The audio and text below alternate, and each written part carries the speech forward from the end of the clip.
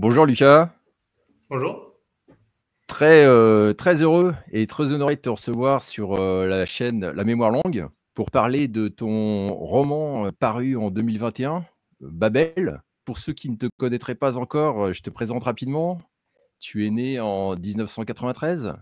Tu as fait des études, à l'IEP d'Aix-en-Provence et puis tu as fait ensuite un certain nombre de métiers, que tu qualifies toi-même, d'alimentaires. Et comme tu dis assez plaisamment, qui ont un intérêt, tout subjectif, mais une utilité et une nécessité même, absolument objective. Exactement. À côté de ça, tu trouves le temps quand même d'écrire un certain nombre de choses, y compris ce roman Babel. Tu participes aussi à la revue, Zone Critique Absolument. et puis, tu trouves le temps de t'impliquer dans un petit projet d'anthologie qu'on peut qualifier de buissonnière de la littérature française. Puisque le principe, c'est, que chaque membre de l'équipe parle des auteurs qu'il aime, un petit peu de la façon qu'il aime, de façon très libre et c'est d'ailleurs dans le cadre de ce projet qu'on s'est rencontrés, d'où une certaine familiarité entre nous et le fait qu'on se tutoie. Alors entrons dans le vif du sujet. Ton livre Babel, pour le résumer sans le déflorer, c'est un livre bien sûr qui fait référence, à la tour de Babel, biblique que les, téléspectateurs vont pouvoir voir ici. C'est, cela dit, une version modernisée du mythe de Babel, parce que si on retrouve bien sûr des, thèmes classiques comme tout le monde parle une langue commune, comme c'est une tour qui ne cesse de s'élever vers le ciel. En revanche, il y a un certain nombre de thèmes, comme celui de communautés diverses qui, coexistent de façon pacifique ou peut-être de façon pas si pacifique. Le fait que ce soit un refuge aussi pour un certain nombre de migrants qui viennent de tous les pays, de toutes les nations et qui fuient un monde où règne la violence. Le fait peut-être aussi que les juges, la jurisprudence soient tout-puissants. Tout cela nous rappelle des choses extrêmement contemporaines. Puis il y a même un côté carrément futuriste, puisque tu imagines, au-delà des avancées entre guillemets sociétales qu'on peut observer aujourd'hui, des avancées qui iraient encore plus loin. Donc un petit côté, science-fiction.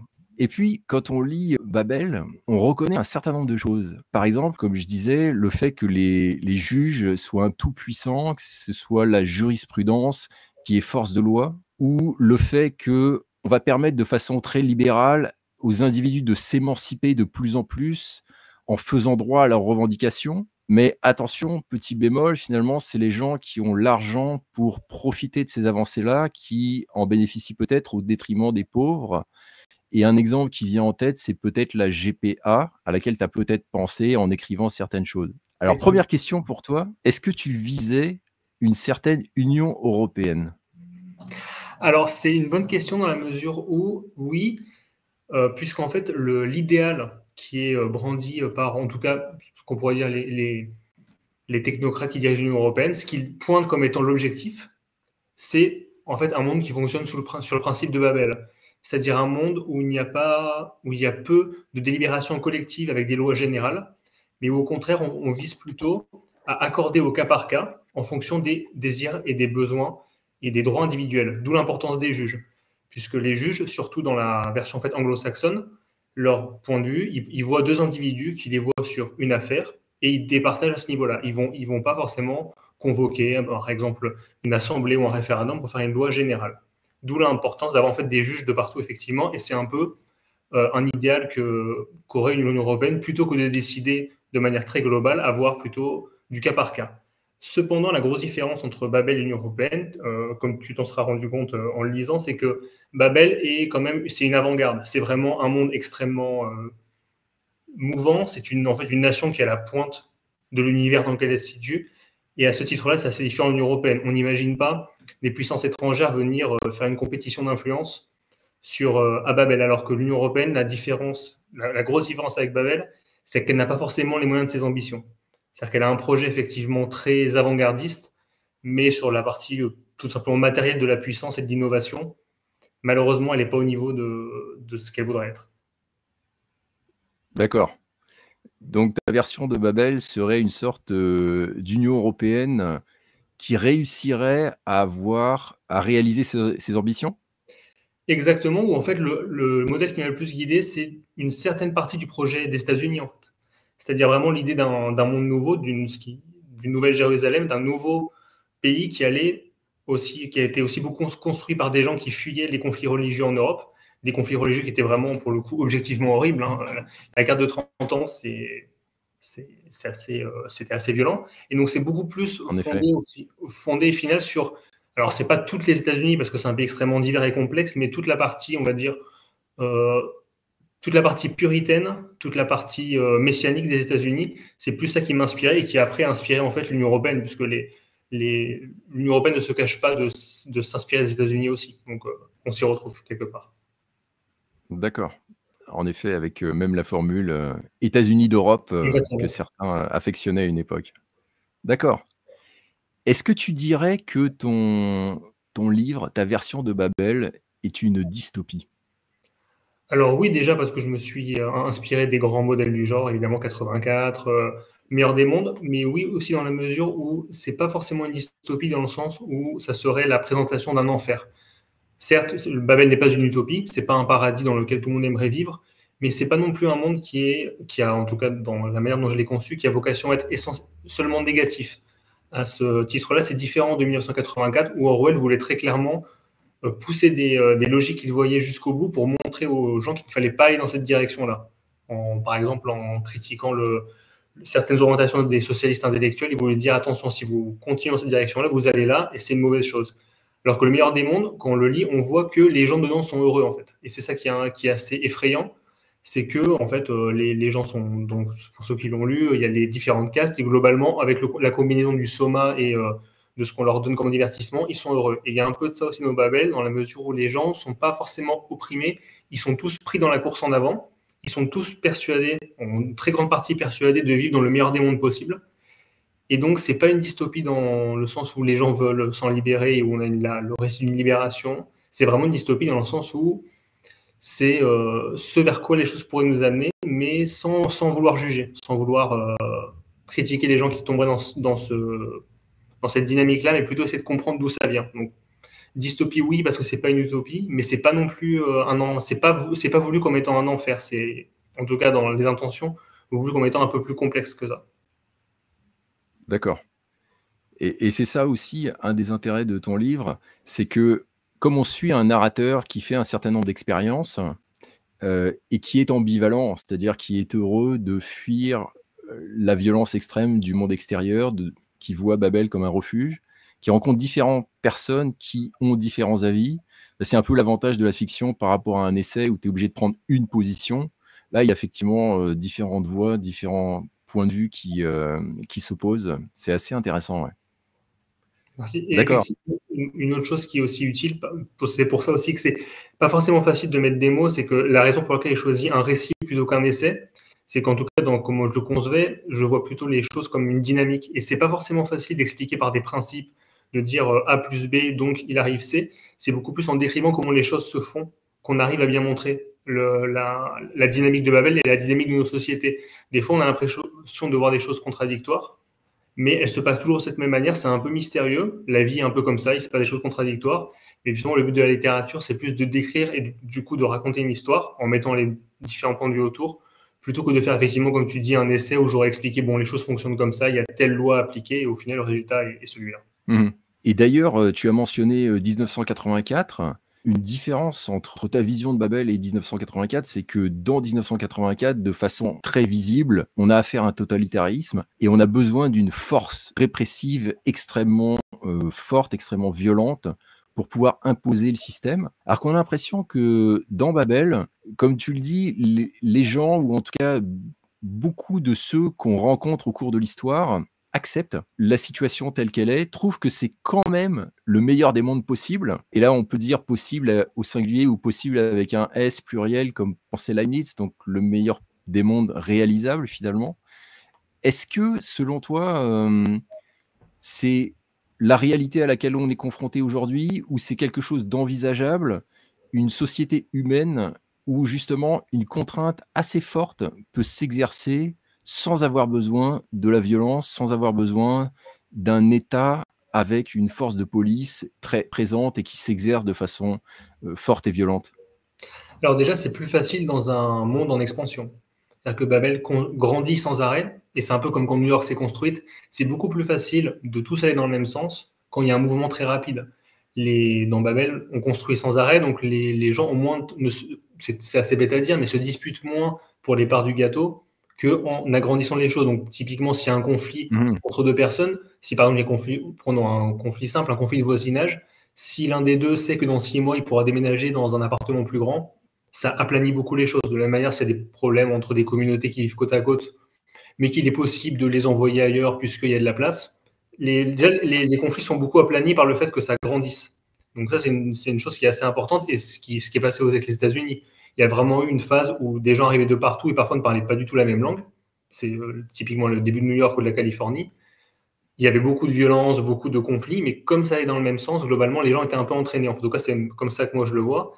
Et après, une autre chose qui se passe dans Babel aussi, pour ce qui est de la question de la violence ou plus largement de la criminalité, c'est que déjà, comme la ville est extrêmement diverse, que tous les quartiers ont un peu leurs règles, ce qui va être criminel quelque part ne sera pas ailleurs. Donc, si jamais tu as envie de vivre de manière peu fréquentable, tu peux aller dans un des quartiers qui l'autorisera. Si tu veux revendre des substances, si tu veux racketter, etc., il y a des quartiers où en fait ça se fait de cette manière-là.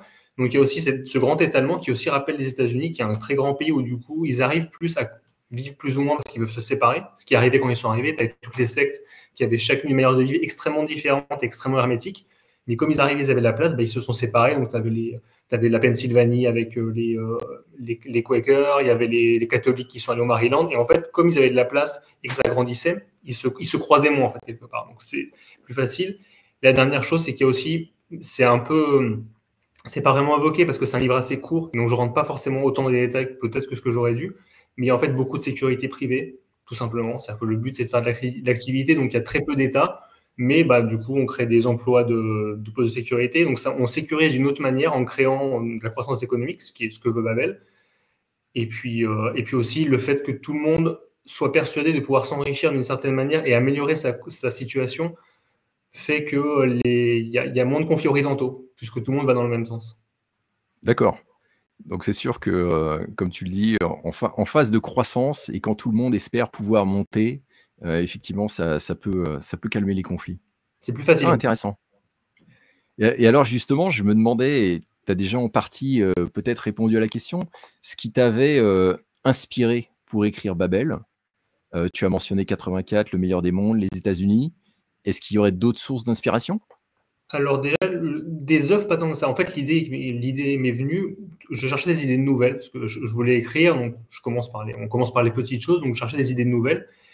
Et en fait, l'idée qui m'est venue, c'est un peu bête, j'ai eu l'idée, donc le livre, il n'y a pas forcément d'intrigue centrale, si ce n'est, comme tu l'as dit, le fait que le personnage découvre Babel et se forge peu à peu son opinion dessus. Mais il y a une affaire qui court un peu tout au long du livre, il y a une machine qui a été inventée, qui permet en fait de transférer la douleur d'un individu à un autre. Alors, je sais que c'est pas possible physiquement, mais dans ce monde-là, ça l'est. Et en fait, j'ai eu cette idée-là un peu comme idée de nouvelle, et après, je me suis rendu compte en réfléchissant que si on créait ça aujourd'hui, alors évidemment, tout le monde trouve ça formidable, parce qu'on a tous connu cette expérience horrible de voir quelqu'un qu'on aime souffrir et de ne pas pouvoir décharger sa douleur. Donc, a priori, une invention qui permettrait de donner voix à ce qui est de plus beau chez l'homme, mais je me suis, en réfléchissant plus de 5 minutes, on se rend vite compte à quelle dérive on pourrait aboutir, notamment par le fait qu'on pourrait payer quelqu'un pour souffrir à sa place, ce qui évidemment amène des choses assez terribles. En fait, tout le livre, ça a été, moi, d'essayer de comprendre quelle est la logique qui fait qu'on peut arriver à quelque chose de très bon au début et de très humain et de quasiment l'acmé de la générosité humaine, de prendre la douleur de quelqu'un d'autre. Comment est-ce qu'on arrive à l'exploitation, ce qui est un peu ce qu'on retrouve, un des travers qu'on retrouve dans notre époque. D'autres époques, on avait d'autres. La nôtre, c'est un peu de prendre des très belles choses et d'en faire des choses assez horribles. Et donc, la chose a gonflé, est devenue un roman, alors qu'il certes est petit, mais vraiment l'idée était ça. Donc, il n'y avait pas forcément une œuvre en particulier, c'est plus une fois que j'avais cette idée-là que j'essayais de trouver des inspirations. Donc, j'ai relu 1984, j'ai relu Lumière des mondes pour m'en inspirer. Et peut-être le livre qui m'a un peu inspiré, par contre, pour créer le monde en soi, alors ça n'a rien à voir a priori, c'est 100 ans de solitude de Garcia Marquez. Parce que dans Garcia Marquez, il a décidé d'incarner toute l'histoire de l'Amérique latine dans une ville, donc Macondo, pour ceux qui ne l'ont pas lu, que j'invite à le lire. Et donc, c'est ça pour le coup, il m'a inspiré pour le fait de dire, plutôt que d'essayer de situer dans un pays, etc., je vais créer un monde complet qui résumera ça. Donc, c'est pour le coup celui qui m'a plus inspiré, mais c'est pas un livre où je me suis tellement inspiré de ça, au final. C'était un peu un D'accord. peu sujet libre.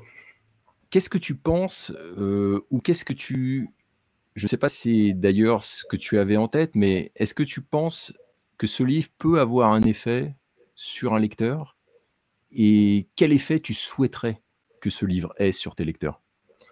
Alors oui, sur un lecteur, je pense l'objectif que j'avais, alors en général, j'avais une bonne professeure de culture générale à Sciences Po, ça existe, qui répétait souvent une phrase de Malraux, alors que j'ai pas pu retrouver, donc je sais pas si elle est exacte, mais en tout cas elle est très bonne. Il disait que les grands livres sont des livres qui posent des grandes questions, pas qui donnent des grandes réponses. Sinon, on crée une religion ou on crée un parti politique. Et moi, je pense qu'en tout cas, les romans sont là pour plus poser des questions et mettre un peu le lecteur face à sa responsabilité. C'est-à-dire de l'engendrer à ne plus se voiler la face, à voir les choses telles qu'elles sont et à se demander ce qu'il veut. Et moi, ce que j'ai plus voulu faire, c'est pour ça que je voulais, quand j'insistais tout à l'heure pour la dystopie, mon but, c'était pas aux gens de dire rejetez la société telle qu'elle est, partez vivre dans les bois, etc. Mais posez-vous les questions et essayez de comprendre pourquoi les choses arrivent. Peut-être que moi, j'ai pas la bonne solution. Mais en tout cas, posez-vous des questions. Et plus là, ce que j'aimerais que mon livre fasse, c'est inviter les gens à regarder ce qu'ils voient de manière différente. En fait, voilà, à essayer de regarder les choses différemment, essayer de voir surtout les dynamiques à l'œuvre, parce que je pense qu'on a trop tendance à voir les choses en statique et à ne pas forcément retracer les événements dans l'ordre, ce que fait un peu le livre avec l'histoire de la machine qui transmet la douleur. C'est une des choses que fait Babel et que fait notre monde, c'est de nous poser des questions séparées, très précises. À un moment donné, on met face à un cas individuel en général, en disant autorisez cette chose-là, vous n'allez pas refuser par exemple à une mère de prendre la douleur de son enfant. Donc on dit oui, mais on ne remet pas forcément on ne pense pas forcément aux conséquences. Et comme toutes les dystopies, le but de ce livre, c'est de pousser jusqu'aux dernières conséquences, de pousser jusqu'à l'absurde en fait. Alors parfois, ça amène des choses qui ne sont pas possibles, mais parfois, malheureusement, la réalité rattrape. Il y a certaines choses, par exemple les contrats pour les relations interpersonnelles. Je ne vais pas faire de référence pour que ceux qui veulent savoir le lire, mais il y a des choses que j'avais imaginées qui de fait sont arrivées. Certaines dimensions de la vie qu'on ne contractualisait pas et qui depuis le sont. Et donc, c'est voilà, essayer de prendre du recul, de voir les choses en dynamique et de se rendre compte que après chaque moment, il y en aura un autre. Et c'est pas forcément parce que sur un moment, on prend une décision qu'on ne sera pas amené à faire plus après. Ça paraît très obscur comme ça, mais en lisant le livre, il me semble que c'est un peu plus clair. Oui, oui, absolument. Ce sujet-là m'a fait penser à la gestation pour autrui, à la GPA. On pourrait penser aussi, au commerce d'organes, où là encore, en un sens, c'est un progrès. Oui, effectivement, si j'ai un rein à donner à quelqu'un de ma famille qui sinon va mourir, c'est extrêmement humain. Mais de fil en aiguille et étant donné, les inégalités de fortune qui existent en ce monde et on peut arriver effectivement, à finalement de l'exploitation comme tu le montres bien dans ton livre. Ouais. On interdit de vendre les organes aujourd'hui. Donc on se dit effectivement vendre un organe c'est une mauvaise chose parce que ça, comme tu dis, c'est un peu genre d'exploitation. Mais on pourrait très bien faire un grand reportage sur, je sais pas, un vieil homme de 60 ans qui est en bonne santé, qui veut vendre son rein pour, par exemple, permettre à son petit-fils d'aller à l'université. Et pourquoi on lui interdirait après tout? S'il veut vendre son rein, qui est-on pour lui interdire? Et c'est vrai que la situation prise comme ça, on se demande pourquoi l'interdire. Après tout, s'il a envie de le faire, c'est son rein, c'est pour aider son petit-fils, c'est quelque chose d'extrêmement noble. Mais on sait tous que malheureusement, il y a un contexte autour, mais c'est difficile à présenter. Effectivement. Et alors, ce qui est intéressant aussi, dans ton livre, c'est qu'on voit tout ce qu'il y a autour. C'est-à-dire les avocats qui vont travailler sur une cause et qui, eux, sont nullement désintéressés, parfois de gros intérêts financiers derrière, une sorte de connivence avec, des journalistes qui vont orchestrer une campagne de presse juste au moment du procès et évidemment mettre en avant le cas qui va faire pleurer les chaumières, qui va faire que tout le monde dit: «Il faut l'autoriser», en cachant derrière effectivement, tout ce qu'il peut y avoir de mercantile, de malsain et d'extrêmement ignoble. Ça m'a fait penser d'ailleurs, d'une part, si on prend ce détail du journalisme et du lien que le journalisme peut avoir avec, des intérêts financiers, avec des intérêts politiques, d'une part à ce qu'on peut voir aujourd'hui avec des journalistes qui, parfois, avec quelques années de retard, avouent carrément que parce qu'ils avaient pensé que telle ou telle cause était bonne, ils étaient prêts en fait à mentir. Et on pourrait multiplier les exemples, que ce soit, le Kosovo, que ce soit les armes de destruction massive en Irak et et puis ça remonte à loin, parce que ça m'a fait aussi penser à Illusions perdues de Balzac, qui décrit justement comment sous la Restauration, donc il y a 200 ans maintenant, on avait déjà une presse massive qui se mettait en place et avec des journalistes qui, en fait, sortent des articles au bon moment, soit pour faire réussir une spéculation ou la carrière de quelqu'un, soit au contraire pour détruire quelqu'un, soit pour des raisons idéologiques, soit parfois pour des raisons d'inimitié ou d'amitié personnelle. Et ça aussi, c'est un aspect. On voit que le monde est gris et c'est quelque chose qu'on voit bien dans ta description de Babel. Merci. Effectivement, Illusion perdue, c'est un grand livre que j'ai lu plusieurs fois et qui m'a inspiré dans une certaine mesure. C'est vrai que les choses n'ont pas beaucoup changé avec aujourd'hui. Après, la grosse différence avec Babel, c'est que dans Illusion perdue, la politique et la culture ont une grosse importance. Et comme tu as remarqué, à Babel, il n'y a plus de politique, puisqu'il n'y a plus de décision collective. Tout doit se faire par arbitrage entre interindividuels. Donc il n'y a plus de politique et il y a encore moins de culture. Mais ceci dit, pour tout l'aspect grenouillage, renvoi d'ascenseur, mélange de gros intérêts financiers et de petits intérêts personnels, c'est la nature humaine, donc effectivement, ça n'a pas changé. C'était une bonne source d'inspiration pour ça. On a parlé des États-Unis, on a parlé de l'Union européenne, mais le lieu qui est mentionné à la fin de ton livre, c'est Buenos Aires. Je pense que tu as vécu en Argentine. Est-ce que ça aussi, ça se reflète dans ton livre? Alors oui, surtout, alors Buenos Aires plus que l'Argentine. L'Argentine, oui, parce que comme c'est assez connu, l'Amérique latine est un continent d'inégalité. Mais après, d'un autre côté, c'est pas quelque chose que j'ai découvert là-bas non plus, même si j'ai vu plus directement avec une plus grosse ampleur. C'est plutôt été la découverte de la vie en métropole. Donc, pour raconter un peu ma vie, j'ai toujours vécu dans le périurbain. Et après, j'ai fait mes études à Aix-en-Provence. Et ensuite, je suis allé vivre à Buenos Aires, donc qui est une agglomération de 15 millions d'habitants. Donc là, j'ai vraiment découvert ce que c'est. Des fois, j'allais à Paris voir des cousins, etc. J'avais voyagé un peu, mais j'ai découvert ce que c'était de vivre dans une agglomération de 15 millions d'habitants, avec le métro, avec les masses énormes, avec des fois le fait de traverser une rue où il y a 10 files de voitures qui démarrent au feu rouge et qui arrivent vers toi en même temps, et tu te demandes si elles vont s'arrêter. Donc, ça m'a beaucoup plus marqué esthétiquement, en fait. C'est-à-dire que c'était vraiment le moment où j'ai découvert un peu le gigantisme des grandes villes, tous les jours, le fait de prendre le métro, d'être dans des grandes masses de population et comprendre aussi ce que ça implique dans les relations interpersonnelles. C'est bête sans vouloir faire le bucolique. Moi, quand j'étais là où j'ai grandi, quand on croise dans la rue, quand on croisait des gens, on disait bonjour, mais c'est pas parce qu'on était gentil, c'est parce qu'on croisait moins de gens. Moi, j'allais à l'école, je croisais 3 personnes. On peut dire bonjour à 3 personnes. Maintenant, j'habite à Paris maintenant, je vais prendre le métro, je croise 100 personnes en allant au métro. Donc il y a aussi cette dimension-là de comment est-ce que aussi c'est pas seulement idéologique, les conditions matérielles influent sur la manière de vivre de manière quasiment objective. Il est impossible de vivre de la même manière dans une grande ville et dans un espace moins densément peuplé. Et c'est vraiment déménager d'Aix-en-Provence à Buenos Aires, pour le coup, ça a été quelque chose qui m'a fait bien sentir, avec aussi les beautés que ça peut avoir. Hein. Un soleil qui se couche entre 2 grands immeubles où il y a vraiment les rayons qui suivent la rue, c'est très beau aussi. D'ailleurs, dans Babel, un truc que j'ai beaucoup aimé, c'est certaines descriptions que tu fais de la ville, notamment la ville le soir ou la ville la nuit, avec les effets de lumière. Et même si l'être humain n'est pas toujours présenté de façon flatteuse, il y a une scène où je pense tu décris, ça dure 2 pages, tu compares la ville à un océan et l'être humain dedans, les êtres humains sont comme du plancton ou comme du krill. Assez drôle, assez poétique.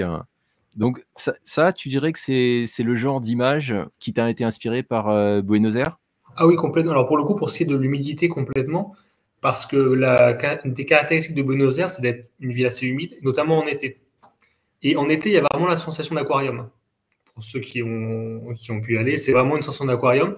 Il y a vraiment, l'idée m'est vraiment venue, c'était assez sensoriel pour le coup. Alors après, la description est beaucoup plus visuelle, parce que personnellement, je suis beaucoup plus visuel, mais c'est vrai, c'est le côté un peu aquatique qui m'a sans doute été inspiré par le fait qu'en été à Buenos Aires, l'air est complètement surchargé d'eau. Donc il y a vraiment cet effet-là.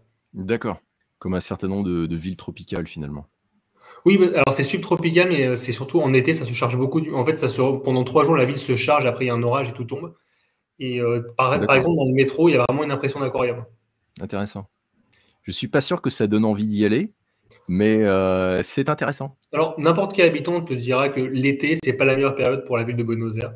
C'est une ville qui est formidable au printemps et en automne, puisque tu es moins écrasé par la chaleur. Après, comme toutes les grandes villes bétonnées, le moment où il fait chaud, c'est plutôt le moment où il faut aller profiter de la nature un peu plus loin. Je comprends. On a parlé un petit peu de ce qui avait inspiré ton livre, d'où était venue l'idée, qu'est-ce que tu avais envie de faire, comme effet sur le lecteur. Dans le processus de rédaction, est-ce que, tu as fait beaucoup d'itérations? Est-ce que tu as écrit, tu sais, il y a cette opposition entre les jardiniers et les architectes, les jardiniers qui vont écrire un petit peu au hasard ici et là, les architectes qui font quelque chose de très construit. Comment est-ce que tu as procédé? Alors pour le coup, j'ai tendance à être assez intuitif ou bordélique, ça dépend comment on veut voir les choses. J'avais vraiment je suis parti avec, donc, comme je t'ai dit, l'histoire de cette machine, autour de quoi l'histoire s'est construite. Donc j'avais l'idée d'un monde dans lequel un personnage allait, d'une histoire qui allait s'y passer, qui était donc cette histoire de cette machine à transférer la douleur qui est autorisée petit à petit. Et après, voilà, j'ai jeté mon personnage dans Babel, et une fois dans Babel, c'était assez intuitif.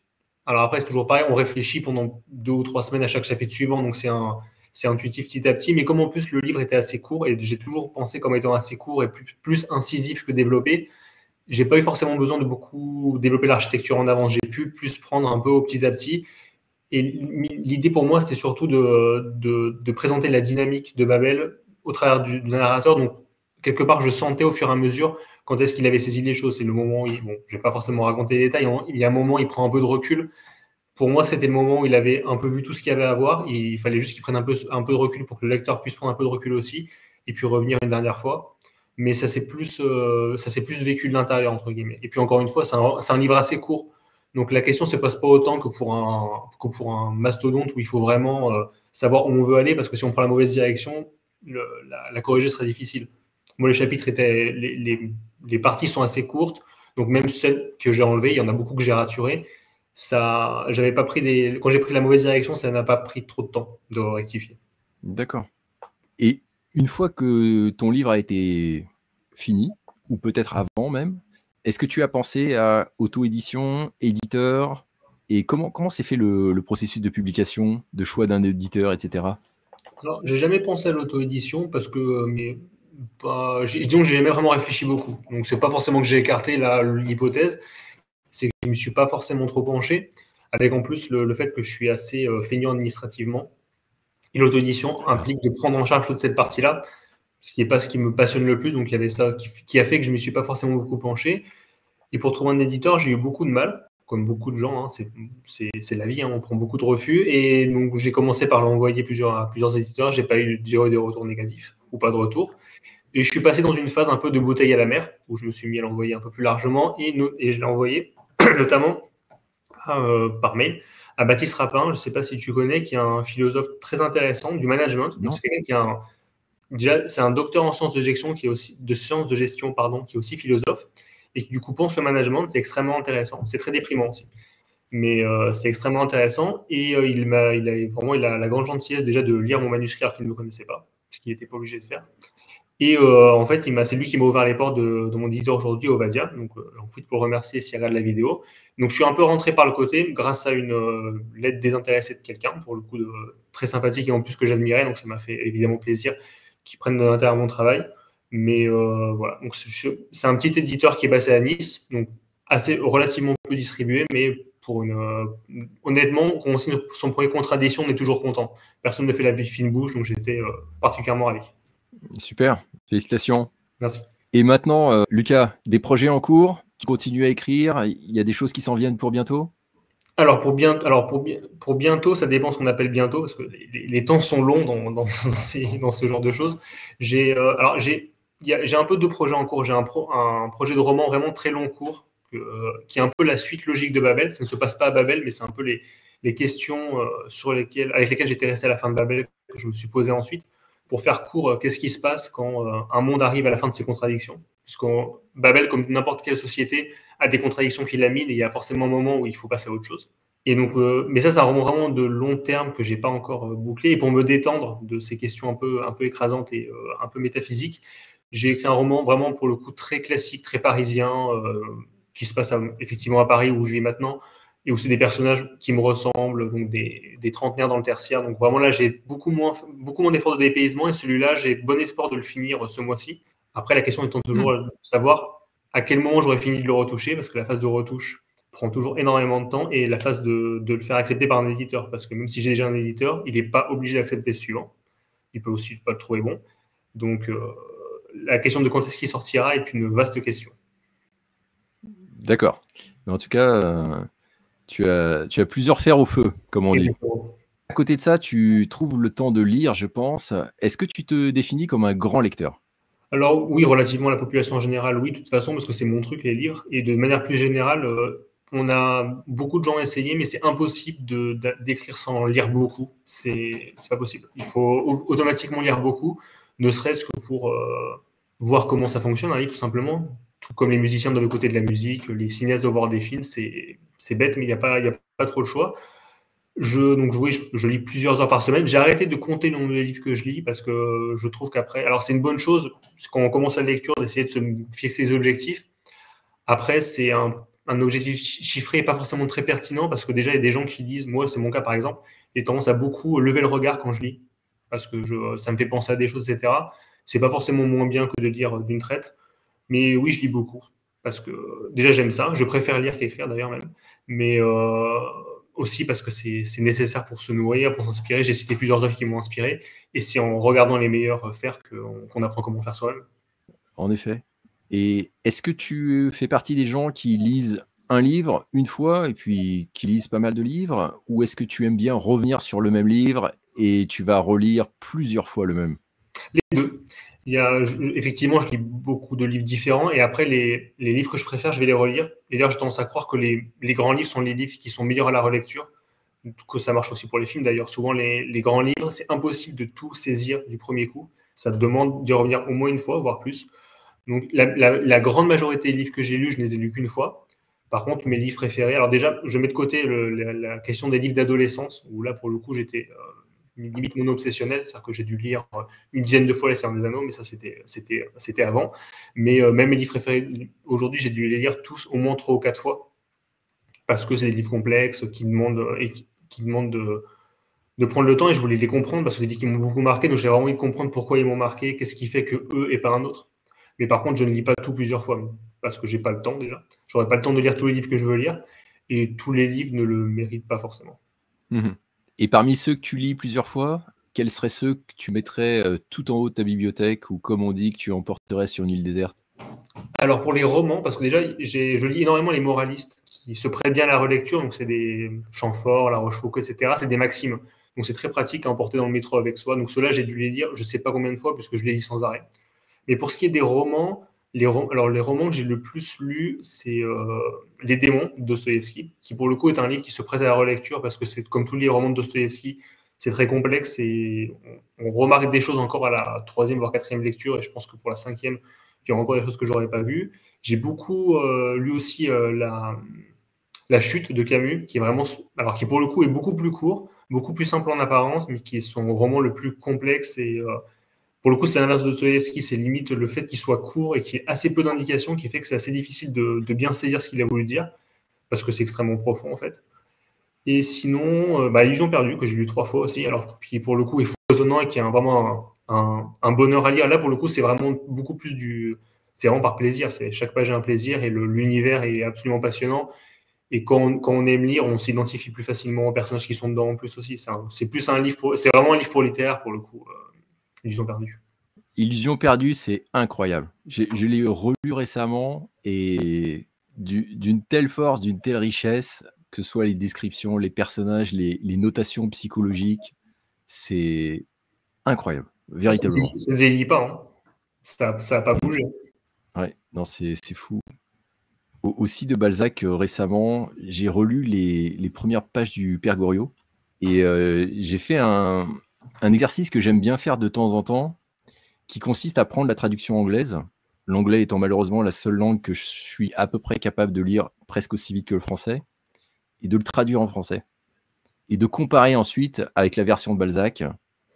Et là, tu t'aperçois, mais mot à mot, ce que Balzac est allé chercher pour créer cette atmosphère dans le quartier de latin de l'époque, qui était assez pauvre, assez miséreux. C'est intéressant comme un très exercice. grand auteur. C'est Ouais, intéressant comme ouais. exercice. La traduction est un exercice toujours intéressant. Et là, pour le coup, comme ça, Parce qu'il y a toujours la question de savoir comment est-ce qu'on fait pour évaluer le style d'un auteur, comment est-ce qu'on fait pour identifier ce qui est personnel et ce qui est différent de ce que feraient les autres. Ça, c'est un bon exercice de partir d'une version traduite et voir comment est-ce qu'on la rendrait. J'ai jamais essayé, c'est un bon exercice. Essaye, tu Ah m'en non, diras des nouvelles. c'est intéressant. Parlant de langue, justement, je crois que tu lis au moins en anglais, en espagnol, n'est-ce pas? Voilà, en français aussi, j'essaye.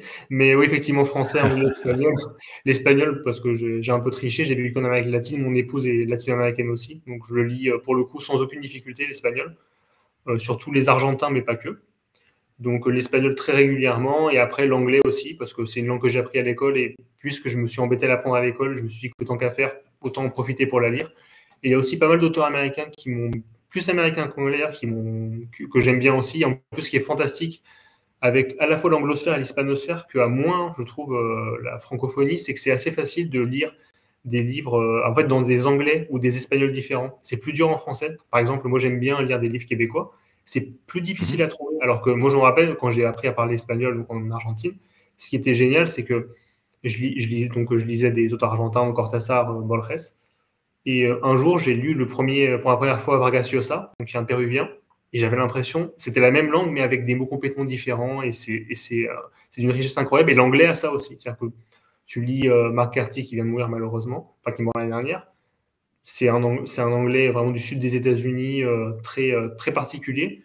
Et si après, tu lis Virginia Woolf, ils ont moins d'un siècle d'écart, et tu as l'impression d'avoir voyagé beaucoup plus que ce qu'on peut faire en français, parce qu'on a moins accès malgré tout aux littératures francophones non françaises, ce qui est un peu dommage. En effet, la télévision, la Révolution française ont peut-être, beaucoup uniformisé aussi, Alors en gommé plus, les disparition des variantes tampons internes. raciales même. Il y aurait peut-être quelque chose à aller chercher dans les niveaux de langue, Mm. peut-être, l'argot sélinien qui va être très Oui, différent bien sûr de son tout à contemporain fait. Proust. Mais, tu as raison que c'est pas évident, de trouver autant de variétés. Il y a quelques auteurs québécois qui utilisent à fond la langue québécoise et c'est très intéressant. Il y en a d'autres qui par contre vont aller peut-être plus vers un français qu'ils appellent international, Mm. qui consiste, un peu finalement comme la langue commune de Babel. C'est ça qui est dommage. On gagne en intercommunication, mais on perd en sensibilité, en attachement et cetera. C'est comme le globish par rapport à l'anglais. En fait, très souvent, moi, je fais partie de ces gens qui s'énervent dès qu'il y a un anglicisme. Je suis assez insupportable avec ça. Mais en fait, c'est pas une haine de l'anglais. C'est-à-dire que souvent, l'anglais auquel on est exposé n'a strictement rien à voir avec l'anglais que les gens vont parler sur place, et encore moins avec l'anglais des écrivains. C'est deux choses complètement différentes. Et c'est vrai que tendre vers un français neutre de la part de Québécois, je trouve ça assez dommage, parce que j'ai eu l'occasion de me rendre au Québec, donc j'ai acheté des livres québécois, et tomber sur des expressions québécoises que je comprends pas du premier coup, notamment l'expression planter des clous, apparemment quand quelqu'un chavire un peu comme ça, on dit que c'est clouer des clous. C'est fantastique. Cogner des clous. Ouais, C'est fantastique de pouvoir découvrir quelque chose de comme ça. Et c'est quelque chose qui est plus facile de faire quand on lit l'anglais ou l'espagnol que le français, malheureusement. d'accord. C'est un bon point, ouais, ouais. C'est la faute au traité signé par Louis XV, Il y a puis ça à aussi. Napoléon qui a vendu la Louisiane. Voilà. Il y a ça. Ça n'a pas aidé.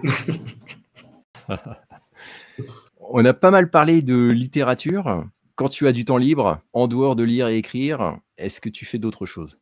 Est-ce que je fais d'autres choses? Alors, j'essaie de passer un peu de temps avec mes proches quand même, quand je peux. Après, ce que j'aime beaucoup, une chose pour le coup qui a influencé Babel, c'est j'aime bien, je me force, ma tendance étant à rester chez moi à lire, je me force à sortir et à me promener et à essayer d'apprendre à connaître les endroits où on vit. C'est un peu bête, mais surtout dans les grandes villes, c'est plus naturel de rester confiné à là où on fait ses courses, là où on va travailler, et pas forcément aller se balader. Et j'essaie de me balader sans GPS, ce qu'on fait plus trop aujourd'hui. J'essaie d'apprendre le nom des rues. Donc j'essaie de pas mal me balader. Depuis que je vis à Paris, je fais beaucoup ça. J'essaie de me promener dans les endroits que je connais pas, et puis d'observer. Ça, c'est pas, alors ça, c'est un peu lié avec le fait de voir écrire des livres aussi. C'est de se forcer à observer. J'essaie de faire du sport aussi pour pas non plus trop souffrir des conséquences de la vie sédentaire. Mais voilà, c'est ce mélange de promenade et de sport. Et puis après, comme tout bon français, je suis jamais contre une soirée avec un bon vin et des bons amis. Excellent. Oh, écoute Lucas, je te remercie beaucoup d'être passé, nous voir, à la mémoire longue. Je te remercie aussi. Je vais mettre en description quelques liens vers ton livre que personnellement, j'ai beaucoup apprécié. Merci. Et puis, écoute, il me reste à te souhaiter que Mnemosyne, déesse, de la mémoire et mère des muses, t'inspire dans tes nombreux projets. Merci beaucoup, merci pour l'invitation. Avec plaisir. À bientôt. Salut.